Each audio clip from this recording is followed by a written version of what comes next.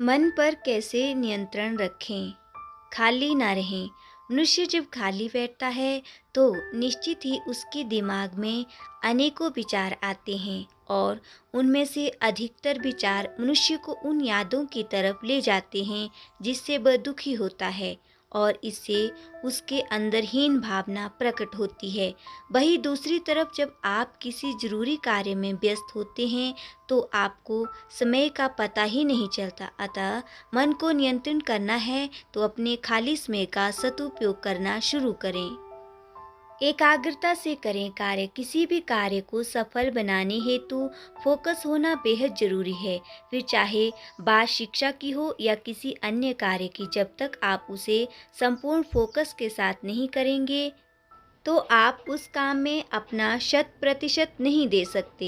जब आप किसी काम को फुल फोकस के साथ करते हैं तो आपका ध्यान किसी अन्य चीज़ की तरफ नहीं भटकता और आप उस काम को कम समय में बेहतर तरीके से कर पाते हैं। अतः जीवन में सफल होना है तो एकाग्र होना सीखें।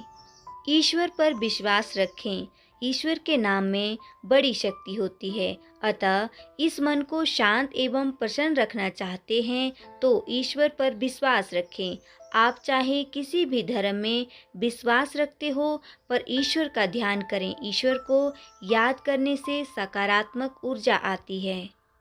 दृढ़ संकल्प लें और मन को चुनौती दें।